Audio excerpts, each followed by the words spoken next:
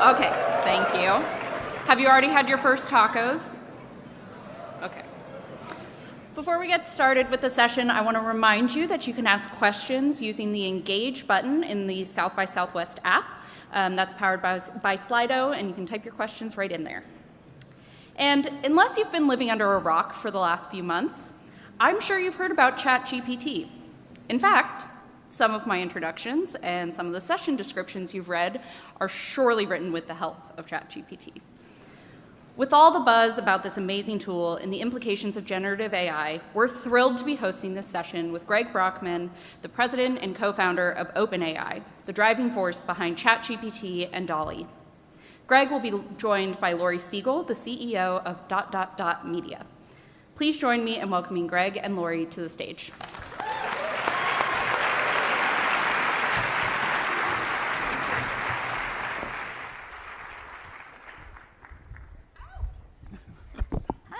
Hi guys, happy South by. I feel like what a way to kick this off.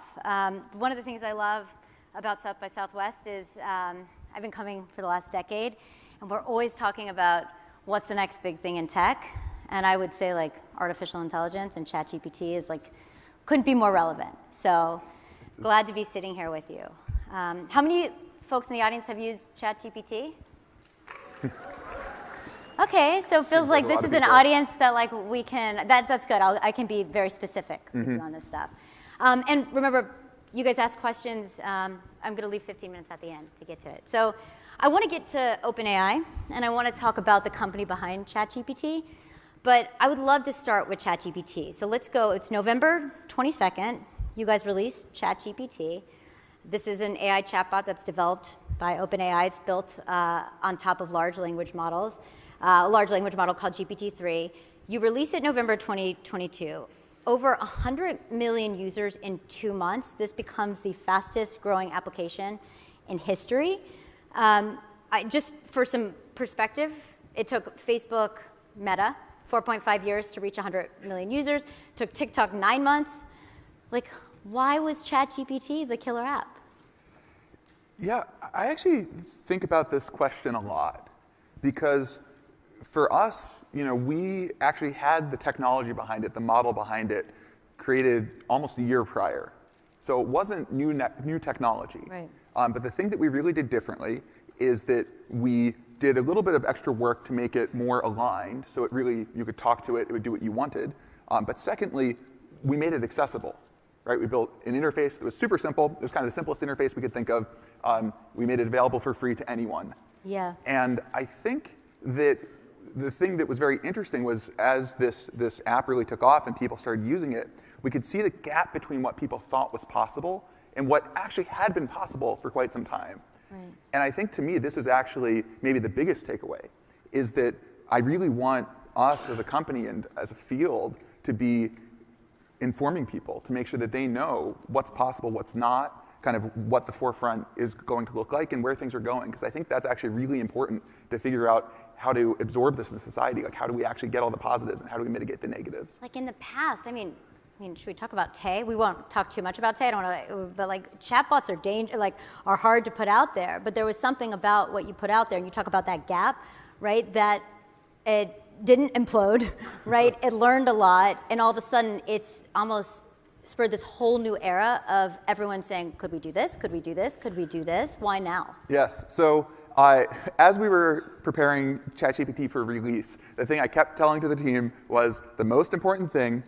We can be overly conservative in terms of like refusing to do anything that seems even a little bit sketchy. That's fine. Most important thing is that we don't have to like turn it off in 3 days. Yeah. Because that is. Were you worried when you kind of like pressed publish on this? You have to be worried. How could you not, right? Yeah. Like, we've been doing lots of testing, right? We have our own internal red teams. We'd had beta testers on it, hundreds of beta testers for many, many months. But it's very different from kind of exposing it to kind of the full diversity and adversarial and sort of beautiful force of the world and where people are going to apply it.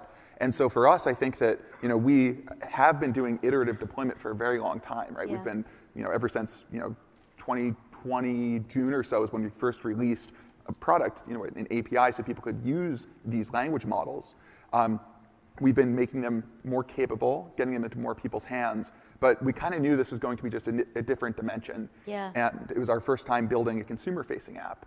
And so we definitely were nervous, but I think that the team really rose to the occasion. Yeah, I definitely want to talk about the future of Chat-GPT, because I know a lot of folks, especially we have a lot of users in the audience, are curious about it. But let's look, I want to go to the past, right? Because the company behind Chat-GPT, Dall-E, is OpenAI. And it's interesting because in the Silicon Valley world, you have like a sexy company, it comes out, everyone's talking about it. OpenAI was just kind of the opposite. It just was kind of like hanging out in the background until this thing came out.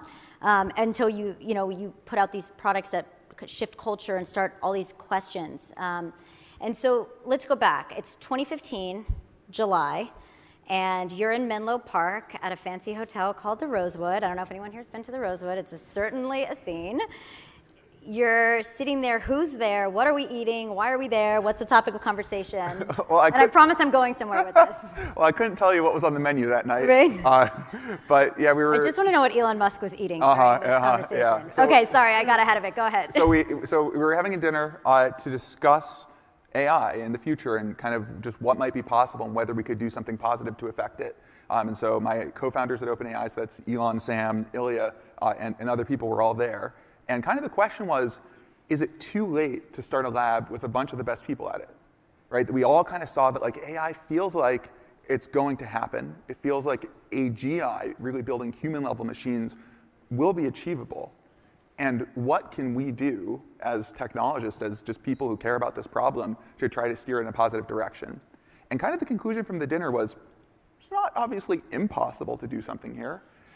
And you felt a sense of urgency. I did. Why? For sure. The moment, I think the thing that is easy to miss here, right, is I think now people see ChatGPT and they say, wow, like suddenly you feel the possibilities, right? And you both see what's possible, like not science fiction anymore, right? Actually usable today. But it's still hard to kind of extrapolate, to really follow the exponential, to think what might be possible tomorrow. And I think that the mode that I have been in for a long time has been really thinking about that exponential. Like, I remember reading Alan Turing's 1950 paper on the Turing test, and the thing that really stuck out to me, and this was right after high school, was he said, look, you're never going to program a machine to solve this problem. Instead, you need a machine that can actually learn how to do it. Mm-hmm. And that, for me, was the aha moment. The idea that you could have a machine that could solve problems that I could not, that no human could figure out how to solve. Like, that so clearly could be so transformational, right? There's all these challenges, global warming, climate, just like medicine for everyone, like all these things that are kind of out of reach. Yeah. I don't know how we're going to do it. But if you could use machines to aid in that process, we want to. And so I think we all kind of felt like, okay, the technology is starting to happen. Deep learning is an overnight success that took 70 years, right? It's like, 2012, there was a big breakthrough on image recognition, but it really took another decade to start to get to the point that we're at now. But we could all see that exponential, and I think we really wanted to really push it along and really steer it. And I mean, you at the time, before you were the CTO of Stripe, this little company called Stripe, Yeah. And you really felt that you, Sam Altman at the time, Elon Musk, we can get into all this later, but that you guys could build something better, and you guys could build something that was pro-humanity and not anti-humanity, which there's always that fine line in technology, which I think the last decade has kind of taught us. Yeah, and I would quibble a little bit with, I don't know that at least for me personally, that I viewed it as we would build something better, in the sense of like, there's lots of other people who are in this field doing great work too. But I wanted to contribute, and I think it's one thing that's actually very important about AI and something that's very core to our values and our mission is that we think this really should be an endeavor of humanity, right? And if we're all thinking about, well, what's my part of it, like what do I get to own? I think that is actually one place where the danger really lies. And so tell me about how the company was and is structured, because now that was 7 years ago. So take us behind the curtain. I saw something Sam Altman wrote. He said, we've attempted to set up our structure in a way that aligns our incentives with a good outcome. What does that even mean? Yeah, so we are a weird-looking company. In what sense? So we started as a nonprofit because we had this grand mission, but we did not know how to operationalize it, right? We know that we want to have AGI benefit all of humanity, but what does that mean? What are you supposed to do? And so we started as a research lab we hired some PhDs, we did some research, we open sourced some code, and our original plan was open source everything, right? You think about how you can have a good impact. Maybe if you just make everything available to anyone that can make any changes they want, then if there's one bad actor, well, you've got 7 billion good actors who can keep them in check. And I think that this plan was a good place to start. But Ilya and I, we were really the ones running the company in the early days, spent a lot of time really thinking about how do you turn this into the kind of impact that we think is possible, into something that really can make a difference in terms of just how beneficial AGI ends up being. And I think that we found kind of two important pieces.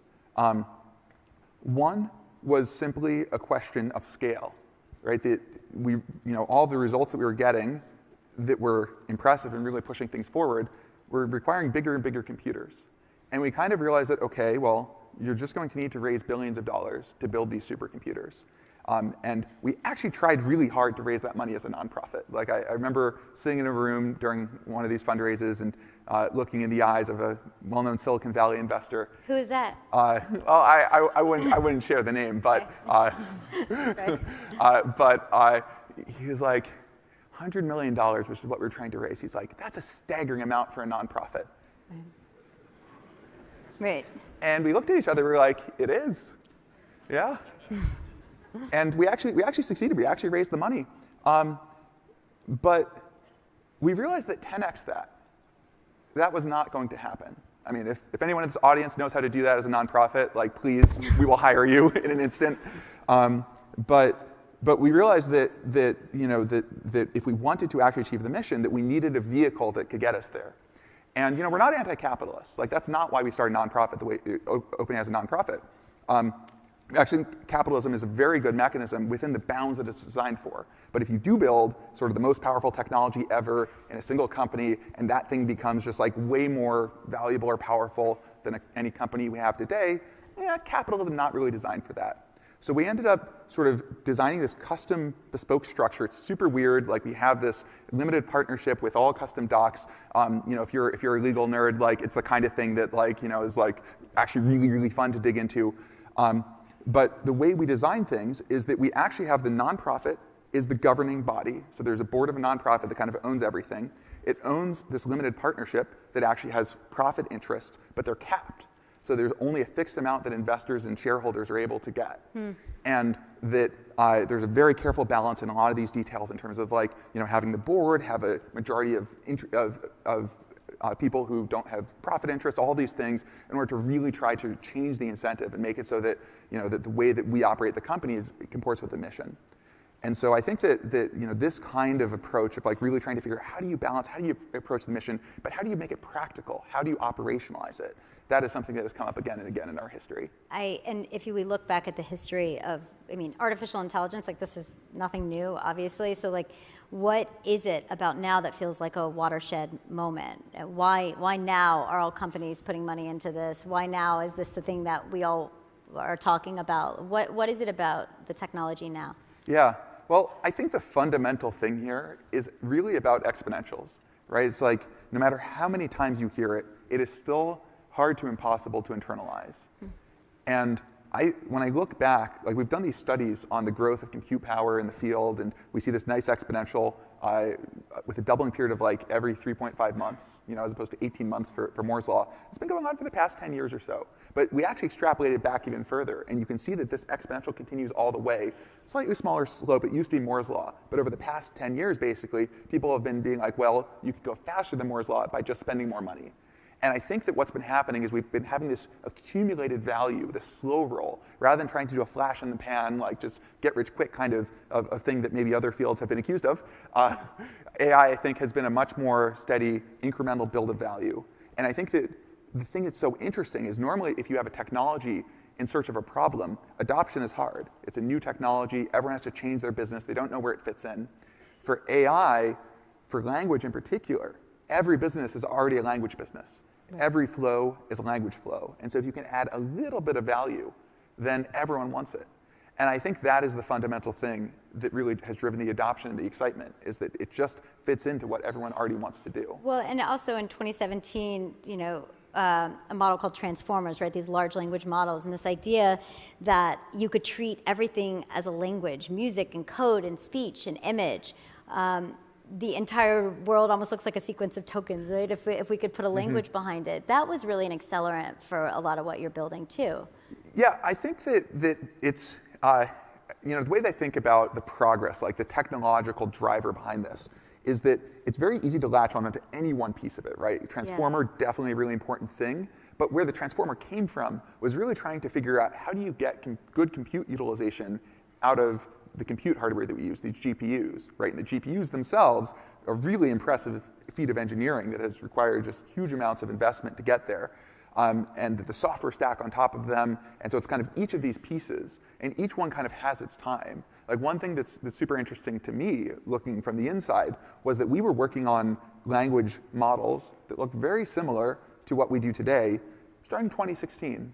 We had one person, Alec Radford, who was really excited about language, and he just was kind of working on building these little chatbots, and we really liked Alec, and so we were just very supportive of him doing whatever he wanted. And meanwhile, we were off investing in serious projects and stuff, and we were just whatever Alec needs, we'll make sure he gets. And 2017, we had a first really interesting result, which was that we had a model that was trained on Amazon reviews, and that it was just predicting the next character, just what letter comes next. And it actually learned a state-of-the-art sentiment analysis classifier. You could give it a sentence, and it would say, this is positive or negative. May not sound very impressive, but this was the moment where we kind of knew it was going to work. Wow. Right? It's so clear that you would transcended just syntax, where the commas go, and you'd move to semantics. Right. And so we just knew we had to push and push and push. It always comes to Amazon reviews. Who knew that this is the real story behind it? Exactly. You always start small. Every day there's a new headline on how this technology is being adapted. I just literally was Googling it yesterday. It's the latest headlines are companies are harnessing the power of a chatbot to write and automate emails with a little bit of personalization. Another headline, how Chat-GPT can help abuse survivors represent themselves in court if they can't afford otherwise. We obviously know about Microsoft's being and disrupting search. From the seat that you're sitting in, what for you, and if you could be as specific as possible, what do you think are the most interesting and disruptive use cases for generative AI? Yeah, well, I actually first want to just tell a personal anecdote of the kind of thing that I am very hopeful for. Medicine is definitely a very high stakes area. We're very cautious with, how people should use this kind of technology there. But even today, I want to talk about a place where I have just been I really want for my own use. My wife, a number of years ago, had a mysterious ailment that she had this pulsating pain right here on her abdomen, bottom right side. And it wasn't appendicitis. We went to the first doctor, and the doctor was like, oh, I know what this is, and prescribed some antibiotic. Nothing happened. Went to a second doctor who said, oh, it's a super rare bacterial infection. You need this other super powerful antibiotic. Took that. And over the course of 3 months, we went to 4 different doctors until finally someone just did an ultrasound and found what it was. And I kid you not, I just typed in, a couple sentences of description that I just gave here into Chat-GPT. It said, number 1, make sure it's not appendicitis. Number 2, ruptured ovarian cyst. And that is in fact what it was. Wow.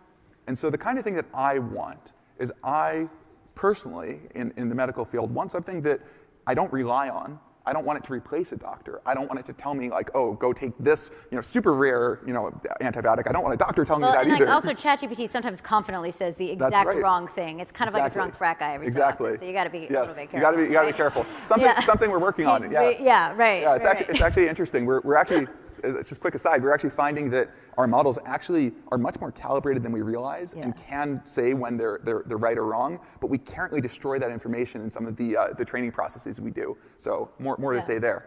But yeah, I think this suggests give you ideas, really, in writing, it's like the blank page problem. But I think this, for me, is where generative AI can really shine, right? Is really about sort of unblocking you, giving you ideas, and just giving you an assistant that is willing to do whatever you want 24/7. And so you've now, the ChatGPT has been deployed to millions. Has there been anything that's really shocked you or surprised you and how people have been utilizing it? I mean, of course. Yeah, I mean, I do think that for me, the overall most interesting thing has just been seeing just how many people engage with it for so many just sort of surprising aspects of life, right? Like what? Well, I think that knowledge work is maybe the area that I kind of see as most important for us to really focus on. And we see people within OpenAI who aren't native English speakers use it to improve their writing. And that at first, there was someone within OpenAI who is suddenly you could just tell that the writing style of everything changed, and it was just like way more fluid, and honestly, way more understandable. And at first, we're like, what just happened? And he literally at one point had hired someone to do the writing for him, but that was actually really hard. It was just like a lot of overhead, and he wasn't able to get the points across. But with Chat-GPT, he really was able to. And I think that for me is just like so interesting to see that people just use it as this aid, this cognitive aid, to think just more clearly and to communicate with others. Well, you always know you have disruptive technology when you put it out there and people misuse it. I remember a decade ago doing like a story on like pimps recruiting women on Facebook, right? Which was like, okay, if someone's using your technology in a bad way, like you have something that's hitting mainstream. So like, can you tell us like how are people using it in ways that it's not designed for? What have you learned from putting this out there, and what have you learned from how people are misusing it? Yep. Well, misuse is definitely also very core to what we think about. Part of why we wanted to put this out there was to get feedback, to see how people use it for good and for bad, and to continually tune. And honestly, one of the biggest things that we've seen, we always anticipate all the different things that might go wrong. For GPT-3, we really focused on misinformation, and that actually the most common abuse vector was generating spam for drugs, for various medicines. And so you don't necessarily see the problems around the corner. For Chat-GPT, one thing we've just seen is people just creating thousands or hundreds of thousands of accounts in order to just be able to use it much more. Some people generating lots of spam. It's clear that people are using it for all sorts of different things. I think for individuals, there's definitely, I think actually, I would say this is an interesting category of, to your point where it says something that is confidently wrong. My drunk frat guy point. Exactly, yeah, over-reliance, right? And thinking, because it said that, it must be true. Yeah. And that's not true for humans. It's not quite true for AIs. Yeah. I think we will get there at one point, but I think that it's going to be a process and something we all need to participate in. Right, and so, I mean, I would love to get into kind of what we can predict in the future with AI, but before we leave ChatGPT, this isn't really ChatGPT, but I feel like we have to talk about Sydney for a moment. People in the audience, who read Kevin Roos's article in the New York Times? Right. So just a little background. You guys put ChatGPT out there, Microsoft, Google racing to get search products out there. Microsoft releases its own AI-powered search, a Bing chatbot, and all of a sudden Kevin Roos, great writer at the New York Times, is playing with it. With the Bing chatbot, it reveals that the shadow name is Sydney, and also and tells Kevin, when prompted a certain way, I want to be alive, and tried to persuade him to leave his wife. So obviously that's like an awkward conversation. So what are the and to be clear, Microsoft's an investor and partner. This isn't something that OpenAI specifically put out there, but I do think it's an interesting point of saying you put this stuff out there, the next thing you know, like, I don't know, Sydney's trying to make you leave your wife.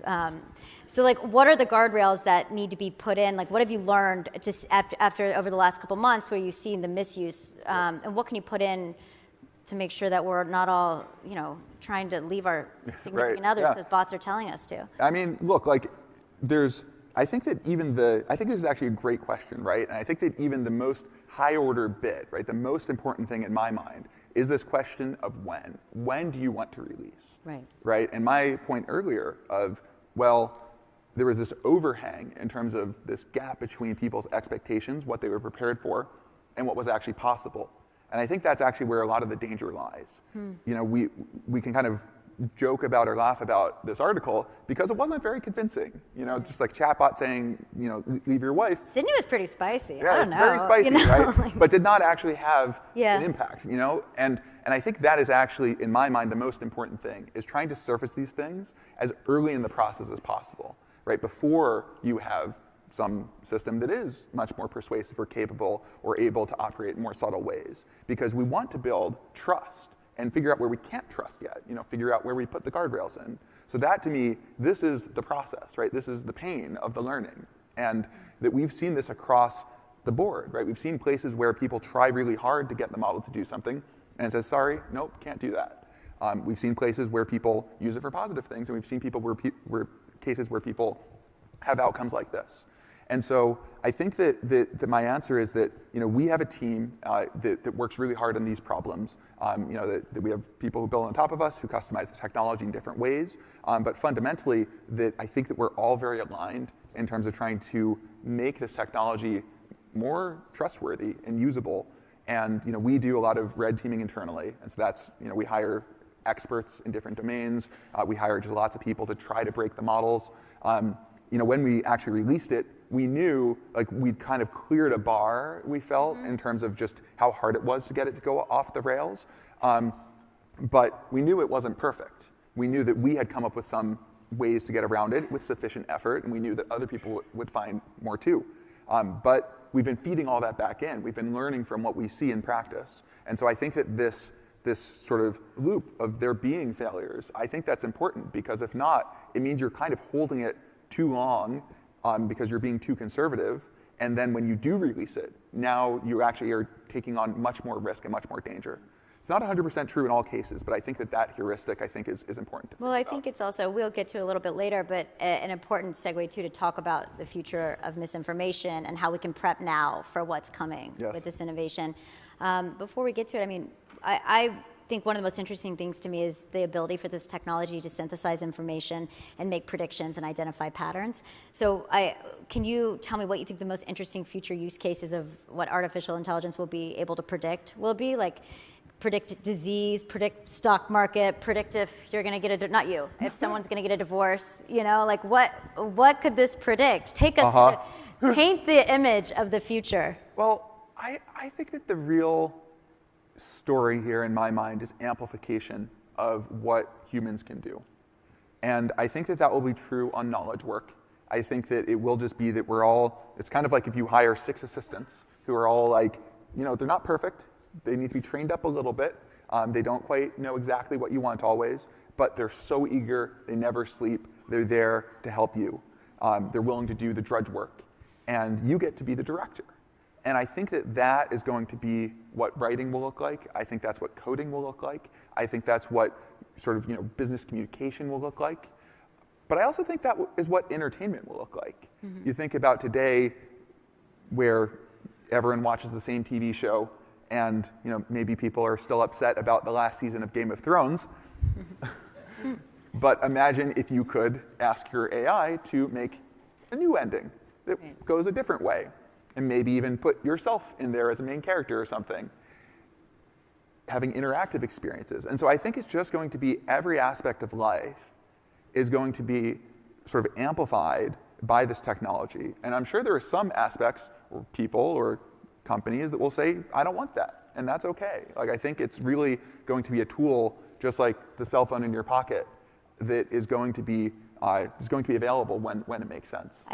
We think a lot at my company about we're knee deep in exploring how artificial intelligence can personalize content, develop closer relationships with the audience, which is a wide open space and an interesting space, but also there's so many ethics that come up with that, so we're developing a lot of these ethical frameworks around it. I'm curious, when you talk about Game of Thrones and personalized media and being able to put yourself in it, when we look at the future of media and entertainment, would you say this is a new frontier for personalized media?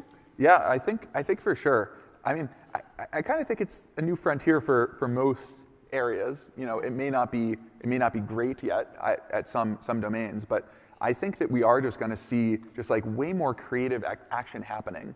And to me, actually, the thing that's I think most sort of encouraging is I think it will be the barriers to entry decrease. And this is, by the way, how we thought about things at Stripe.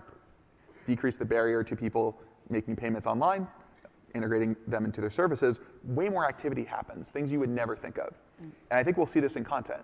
Individuals who have a creative idea that they want to see realized, they now have a whole creative studio at their disposal.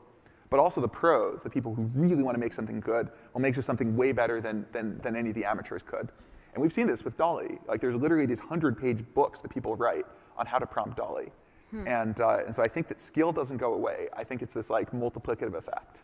I mean, but there will also be all these murky questions around identity and attribution as these models go mainstream. So it's not perfectly clear what the data sets are used to train. So when we take a step back, and this is a more fundamental question, should an artist's style with models trained on their work, should it be available to folks, to anyone without use of attribution? What are you guys thinking about when it comes to these ethical? Yeah, so we engage very closely with policymakers, and I think this is a really important conversation to have. Fundamentally, we as a company want to provide information and to show just like kind of what's possible and let there be a public conversation about these topics. Like, I don't think that we have all the answers, but we think it's really important to be talking about. But so take me for example, right? I like to put myself I'm like the beta test, I'll put myself in the driver's seat. So let's say someone took all the footage of me interviewing folks like you, Zuckerberg, whatever, throughout the years, and they included my voice, my body. They trained this as like a Lori model. I've already named it. I don't know. Please don't do it, guys. And then I don't know why I'm like inviting this. But then they launched a podcast using my likeness, my style, my voice. Hopefully it'd have fabulous style. That'd be all I'd ask. But like, could they do it? Should they get a cut? Like, should I get a say in it? Like, these are as a content creator, as someone who's sat at the center of these ethical questions about the future, like, what does that look like? Yeah, no, again, I think this is a great question, and I think it would be kind of hubristic of me to say that I have all the answers, but I can tell you a little bit of how we think about it. Yeah. As a company, like our mission to build AGI that benefits all of humanity, right? We've kind of built with this cap profit structure, and I really think that an answer on this question, but more broadly, how do you make sure that all of humanity are kind of stakeholders in what gets built, and everyone benefits, and if it's access to these services, if it's that you're able to kind of have your AI personality or this AI that you build up that represents you, and sort of build a business with that. I think all of this is on the table, and I do think that we need some sort of like I think that society as a whole needs to adapt here. Like, there's no question that something is changing. And I think that we need to lean into that question. Do you think, not to get a little Black Mirror, but why not?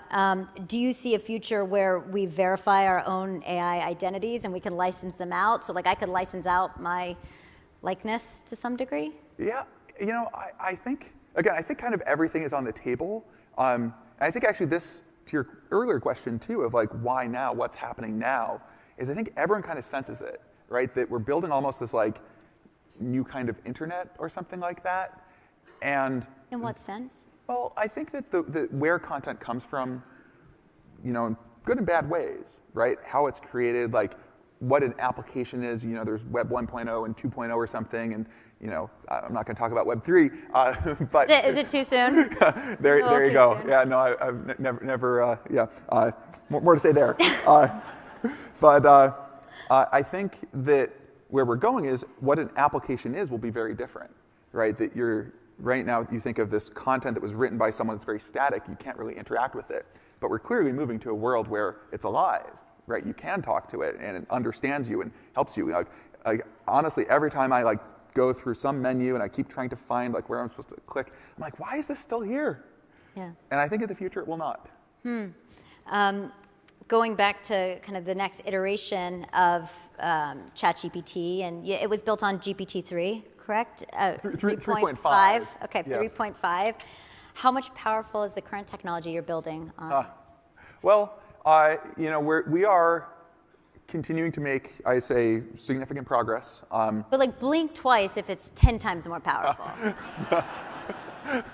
Or, okay, 3 times. There we go.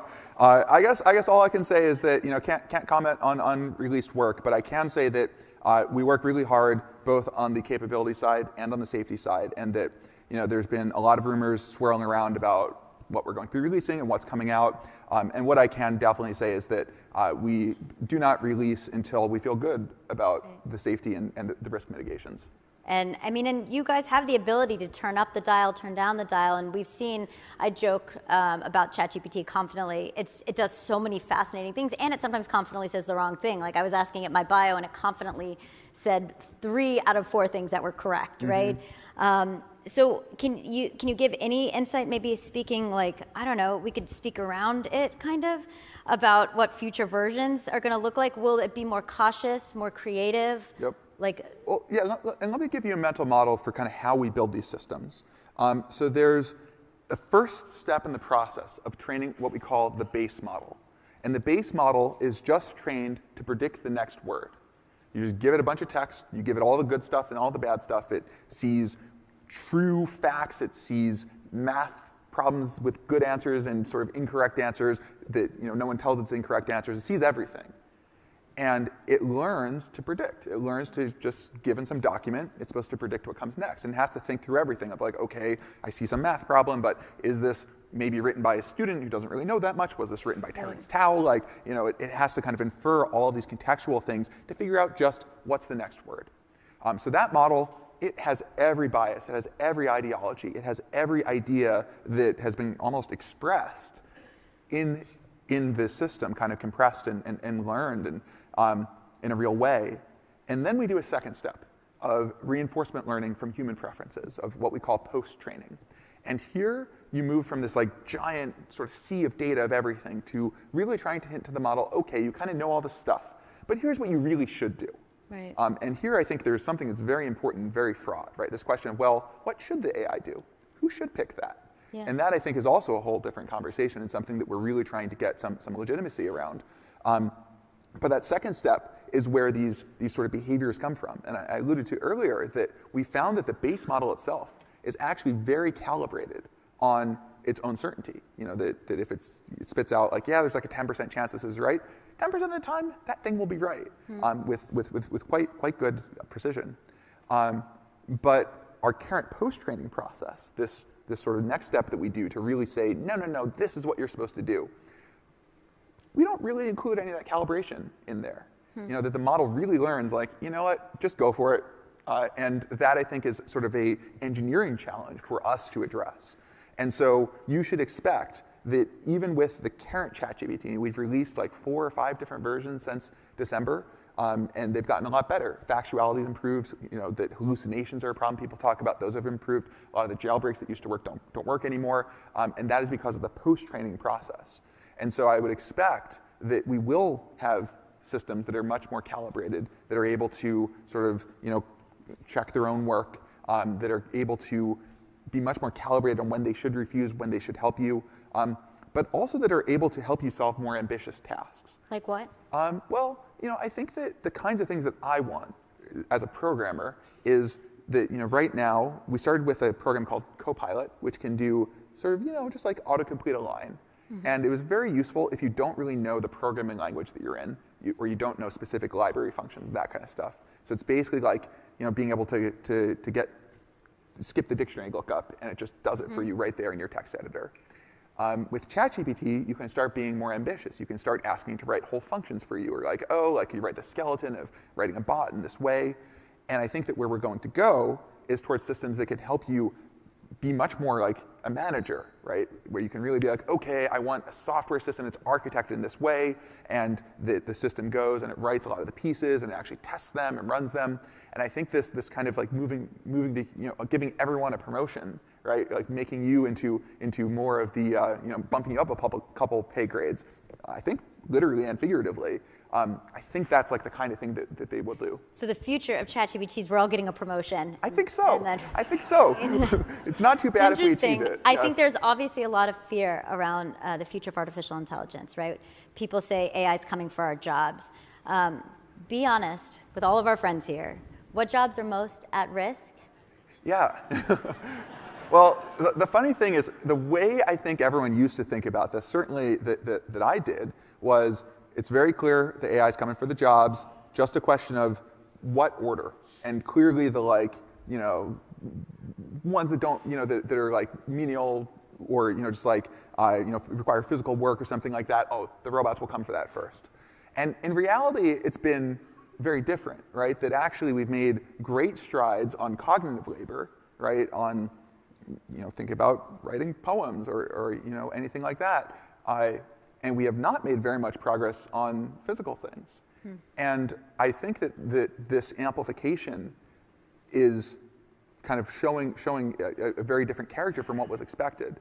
But it's also the case that we haven't really automated a whole job, right? That you think about, I think the lesson from that is that humans, I think, are much more capable than we give ourselves credit for, right? To actually, do your job, to do what you're doing right now. It's well, not I just, asked ChatGPT. Yeah. These aren't the ChatGPT's questions. I had to There you go. follow up and say, can you be more hard-hitting? There you go. So, Well, thank you. Yeah. Are these the hard-hitting ones? Or No, they're coming. Here we Okay. go. Oh, We're great, about to go great, into the great. future Yeah. of truth right after There we this. go. Perfect. So, yeah. But ChatGPT, it's not up here on stage with me. There's the personal relationship aspect. There's this judgment aspect. There's so many details that are what you want from the person in charge. But the writing of the actual copy, who cares about the specific question? So ChatGPT cannot replace me because it won't do the follow-up. Well, it probably will do the follow-up question. My follow-up question is, so give us a couple jobs most at risk. Yeah. Well, I'll tell you the one that I think is actually content moderator. So jobs, what I've really seen is jobs that you kind of didn't want human judgment there in the first place, right? You really just wanted a set of rules that could be followed, and you kind of wanted a computer to do it. But content moderation, I think, is just a difficult thing. I think we've all read about people having to read these pretty horrible posts and decide, is this thing sufficiently horrible or just slightly not sufficiently horrible to be disallowed? And that's something I already see this technology impacting. So that might be a good segue into the future of truth, right? Because I think we're entering this really fascinating, exciting, and scary era of you have the rise of deep fakes, these automated chatbots that could have the ability to persuade someone one way or the other. What happens to truth in an era where AI just makes fiction so believable? Well, I have a slightly spicy take here, which is that I think technology has not been kind in a lot of ways to journalism. And I think that AI and this particular problem might actually be something that is quite kind and actually really reinforces the need for authoritative sources that can tell you this is real, right? We actually went out, had humans investigate this, that we looked at all the different sides of this thing, and this is actually, these are authenticated videos or whatever it is that can tell you what happened and what the facts are. And so I think that where we're going to go is away from a world where, because certainly you saw some text somewhere that you can trust it's true, it's never really been the case. Humans have always been very good at writing fake text. Images, doctored images, those have existed since the invention of photography. But this gives us the ability to do this at viral speed. 100%. Right? All the bad things that happened over the last decade, if we're not careful, this will amplify. Yes, and I think this to me, I agree with this, right? I think this is kind of the crux, is that the fact of being able to do these things at all, not new. The fact of being able to do it with a much lower barrier to entry, that's new, and that will, I think, spark the need for new solutions. We've never had real answers for sort of chain of custody of information online. We've never really had verified identities. All these things people talked about since the beginning of the internet, but I think there was never really a need for it. Yeah. And I think the need will come. Yeah, the folks, I was at an event for the folks for the Center for Humane Technology. They're the folks who did also the Social Dilemma, which in my opinion, Social Dilemma is great, but it's we've been having these conversations for 10 years before Netflix puts out a doc and asks these questions, right? So we're at the beginning of an interesting era, and we should ask these questions before we have to do a sexy doc on it in 10 years. So there was something that was said there that I thought was really important. They said that 2024 will be the last human election, meaning by 2028 we will see synthesized ads, viral information powered by artificial intelligence. Someone releases a Biden-Trump filter, tens of millions of videos are going out there. We don't know who's saying what. So what can be built now? What has to happen now, in your opinion, to get ahead of what will be the inevitable downside of this? Yeah, so I think this is a great question, and I think this is maybe also going to be a tip of an iceberg kind of problem, where it's it's the most visible one. It's clearly extremely impactful. It's one that has been very topical for a long time. But I think that we're going to see the same questions appearing across all sorts of human endeavor, of just as there's more access to creation, how do you sift through for good creation? How do you actually find what is true or find what is high quality, or how do you make sense of it? And I think some of this is really going to be about what people building good tools. Like we've seen this within, I think, the social media space. Like even, for example, people building tools for cyber harassment, to make it so that people can easily block, various efforts and things like that. And I think that we need lots of tools to be built here that are really tackling this problem. And so that's one reason that we don't just build Chat-GPT, the app. Actually, our main focus is building a platform. So we release an API. Anyone can use this to build applications. And I think that you have an opportunity, some using traditional technology, some using the AI's technology itself, in order to actually sift through and figure out like what is high quality curated and people want to put their stamp of approval on it. Right. I remember the move fast and break things era of Meta, Facebook. Remember they used to have the signs that said move fast and break things. I know OpenAI puts these things out there in an iterative way and has a philosophy about limiting growth to some degree and getting feedback. But now I would say because of what's launched, there's this AI race with the biggest companies throwing in money, investing, and we both know that the economic incentives don't always align with what's best for society. What do you think we've learned from the last decade of tech innovation that we must use as we enter into this new era where the stakes, you could argue, are even higher? Yeah, we think about this a lot. Like I have spent a lot of time really trying to understand for each of the big tech companies, what did they do wrong? And right, but like to the extent that mistakes were made, like what are they? What can we learn? And actually, one thing I found very interesting is that there's not really consensus on that answer. Like I wish there was a clean narrative that everyone knew, and it's just like, just don't do this thing. Well, I could give an opinion. I'll give an opinion. I would love it. I'd love it. Yeah. I've interviewed Mark Zuckerberg many times, and I would say, just having been across from some of those folks, I think the biggest mistake is not understanding humans. In a nutshell, right? So how I think Right, we've got the stamp of approval on it. Right, great, and the audience. So I think it's. It sounds like you guys have done a lot of thinking into how you put this out there and how you build out these APIs that other people can build on. Who are the people that need to build out for these solutions? Like who can you guys, now that you have a seat in Silicon Valley and you're at this really powerful place, like who do you guys bring in that's different, diverse, and interesting? Yeah, so we do quite a lot of outreach, and I actually think this is one of the things that's going to be most important. Like even, for example, on how we make decisions on the limits of what the AI should say.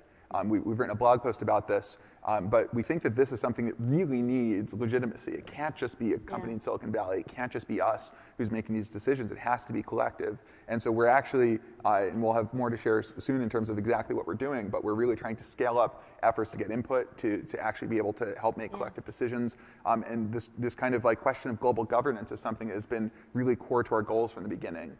And so I think that it's just so clear that you do need everyone to have a seat at the table here, and that's something we're very committed to. And then talking like regulation, I think it's OpenAI talks about moving at a bit of a slower pace, but these tools are being deployed to millions. So the FDA doesn't allow a drug to go out to the market unless it's safe. So what does the right regulation look like for artificial intelligence, and what's happening? So yeah, this is again something we've been engaging with policymakers since day one. Really, I did a couple of congressional testimonies back in like 2016, 2017.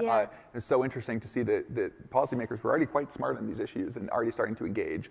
And I think that one thing we think is really important is really about focusing regulation on regulating harms. Right, that it's very tempting to regulate the means, and we're actually seeing this right now with like the EU AI Act. That's kind of a question of exactly how to sort of operationalize some of these issues, and that the thing you really want is to really say like, let's think about the stakes and what really parse apart what are high stakes areas, what are low stakes areas, what does it mean to do a good job, how do you know, and these sort of measurements and evaluations, like those are really, really critical.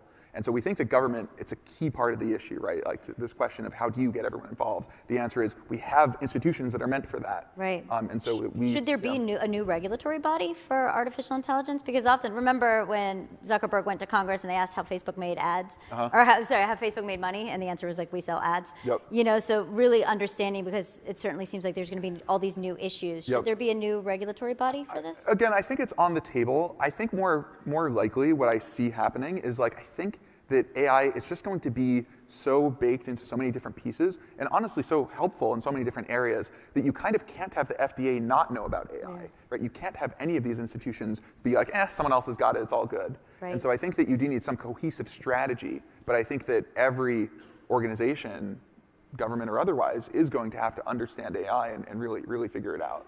Well, I know we have to wrap soon because I want to get to questions, but I thought we could do a little lightning round. Okay. I love a good lightning round. Okay, AI will be sentient when? Long time from now. Like how long? This kind of question I prefer not to comment on. Okay. Hard to answer. Most interesting future use cases for Dall-E? I think it's going to be just making your dreams come to life. Oh, huh. In what sense? Sorry, well, I think you hook up your brain-machine interface, and then you do a nice rendering, and like you'll get great visions of your dreams. Spiciest take on the future of AI. Spiciest take on the future of AI that you're generally not allowed to say publicly. Oh man, I think we're going to figure it out. I think it's going to go well. You're optimistic. I'm optimistic. I consider myself an optimistic realist. I think it's not going to go well by default, but I think that I think humanity can rise to this challenge. Elon Musk no longer really deeply involved with OpenAI, building potentially what's called anti-woke AI. Success or failure? Well, I think a failure on our part for sure. In what sense? Well, I think we were not fast enough to address biases in Chat-GPT, and we did not intend them to be there. That our goal really was to have a system that would kind of, be sort of egalitarian, sort of treat all the sort of mainstream sides equally. And we actually have made a lot of improvements on this over the past month, and we'll have more to share soon. But yeah, I think that people were right to criticize us, and I think that we really sort of responded to that. It's one of the pieces of feedback that I think has been most valuable. Fill in the blank. A world powered by AI in 2050 is unimaginable. Okay, I like that. Single most important ethical issue we're facing when it comes to the future of AI and humans? Oh, this one's hard. I think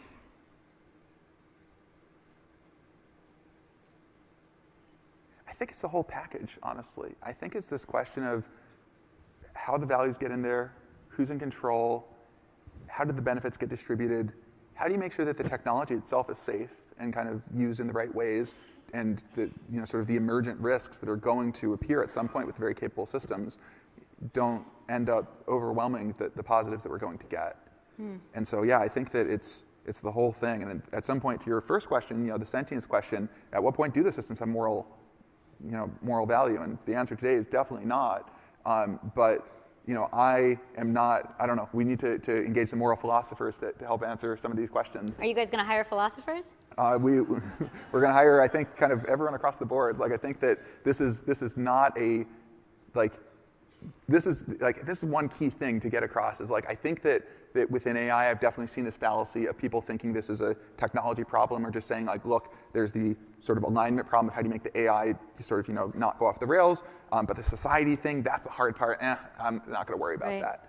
And I think you can't do that. I think that it really has to be that you engage with the whole package, and that I think is going to require everyone.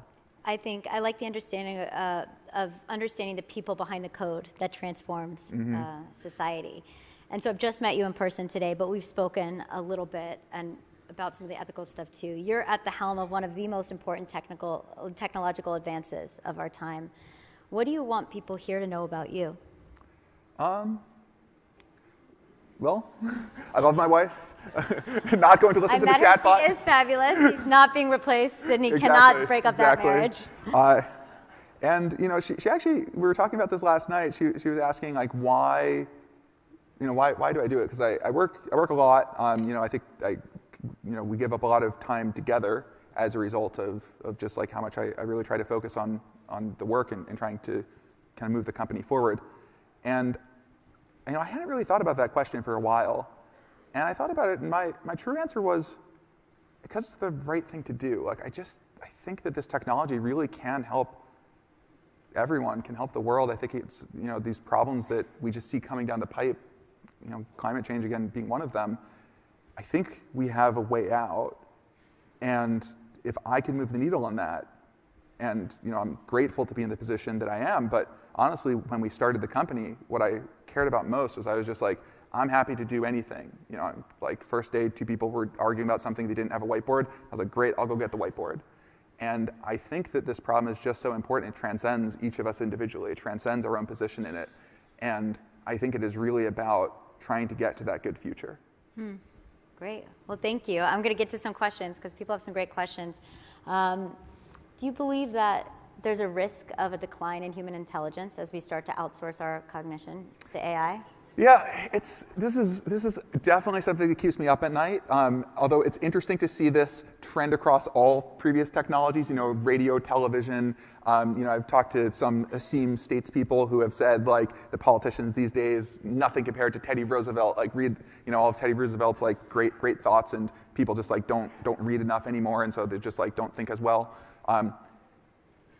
It's so unclear to me. Like I feel like, is this true or is it not? But I think that what is definitely important as we see this new technology coming is figuring out how to have it be an intelligence multiplier, right? So that sometimes, yeah, you do need to solve the problem yourself, but what you really want is you want a great tutor. You want someone who breaks down the problem to you, really understands what motivates you, and if you have a different learning style. And so I think there's an opportunity here. Like if you're just blindly like not thinking anymore, yeah, you're probably not going to learn to think. But if you have something that actually is figuring out how do I help you fish? How do I help you learn to fish? I think you could go way further. What is your opinion on, this one was upvoted a lot, so I'm being true to the audience. They have good questions. All right. What is your opinion on intellectual property rights for AI-generated content trained on the work of a particular artist? We talked a little bit about this, but the people want more. The people want more. Yeah. I mean, honestly, this is I think like important question. Exactly. Right? I think this is like asking a question about exactly how copyright should work, right at the creation of the Gutenberg press, right? Where it's like, we are going to need to have an answer. We're engaging with the Copyright Office. We're engaging with lots of different areas. And I don't personally know what exactly the answer should be, but I do think that, like, one thing that I do want to say, not to kind of hedge everything here, is that I do think that the content creators should be sort of, it should be a more prestigious, a more compensated, a more just like good thing for people to pursue now than ever. And I think if we don't achieve that in some way, then I think that something has gone wrong. Will there be new laws that didn't exist? Oh, for sure. I mean, there should be. What do you think they will be? Like, well, again, I don't want to speak out of turn. Yeah. I don't want to be too. Yeah, I just don't want to speak out of turn on these issues. But I think that to me, the process that's happening right now is really important. There's a lot of just like conversation about these things. People really care, and they should. And that we are trying to figure out mechanisms just within our own slice of how we implement things and how we sort of work with different partners. For Dall-E, for example, the very first people that we invited to use it were artists, right? Because we really wanted to figure out, how do we make this be a tool that you are excited about and that you feel like, yes, like I want this, I want there to be more of this in the world. Yeah. Someone had the question, what should I teach my 1-year-old daughter so she can have a job 20 years from now? I think that the most important thing is really going to be these higher level skills, right? Judgment, really figuring out, is this good, is this bad? Do I like this? Do I not? Knowing when to sort of dig more into the details. And really, I think today, just even playing with these systems, I think that it will be the case that we're going to make the next generations of the Dall-Es and these other systems just be, you don't even have to know language, right? They should become much more child accessible. And I think that children being sort of AI native users, I think you're going to find that you're going to figure out how to just use these in totally unimaginable ways. Right. Let's see. Sorry, this one's not working. I'm going to this one. Okay, how can we maintain the integrity of AI models like Chat-GPT when capital from corporates has entered the space, monetizing a tool run by a nonprofit? And a lot of folks, this is what Chat-GPT also asked me to ask you, which was interesting. Okay, it's very topical. I like that. Know. This is good. And so if you could give us a little more insight, because obviously we're very far from when you guys sat at that dinner and said we want to change things, and now there's money, there's profit, there's all these other things. So how do you guys maintain that? Yep. Well, I think that our answer to this question, and you should hold us accountable, by the way, is really about structure, right? That we've really set up our structure in a very specific way, which, by the way, has turned off a lot of investors. We have this big purple box at the top of all of our investment docs that say the mission comes first, that we may have to, if there's a conflict with achieving the mission, cancel all of your profit interests, which, sends many traditional investors running for the hills. And I think that, there's a part of the frame of the question that I, sort of don't agree with, which is that I don't think that the existence of capital is itself a problem. Like, I think that, we're all using iPhones, we're using TVs created by companies. There's a lot of good things, but I do think it comes with great incentives, right? It comes with this pressure to, sort of do what's good for you specifically, but not necessarily for the rest of society, not to internalize those externalities. And so I think that the important thing for us has been to really figure out, how do you set up the incentives that are on yourself so that you do, as much as possible, get people to, the best people to join. You can build the massive supercomputers. You can actually build these tools and get them out there. But at the same time, if you do succeed massively and wildly beyond anything that's happened, how do you make sure that you don't, once you've kind of gotten to everything, you don't have to then 2x everything, And I think that these kinds of very subtle choices make a huge difference in terms of outcome. I want to end with a quote from your co-founder, Sam Altman. He wrote, a misaligned, superintelligent AGI could cause grievous harm to the world. An autocratic regime with a superintelligence could lead to that too.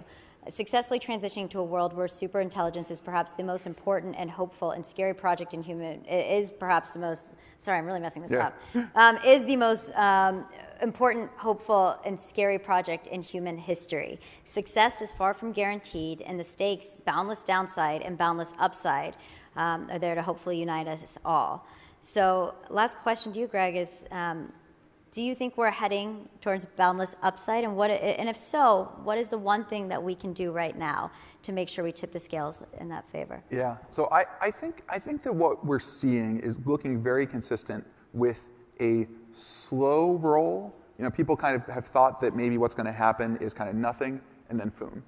Like nothing, you get either the great outcome or the terrible outcome. And I think what we're seeing is much more of a gradual integration, and that it's scarier because it's much harder to kind of solve that problem in the lab and in your head, right? It's not a math problem. It's not a code problem. It's a human problem. And I think that this is the key. And so I think that by really engaging with these technologies, all these questions that we don't know the answers to yet, like that's the responsibility not just of us, right? That's the responsibility of everyone, not just in this room, but really in this world.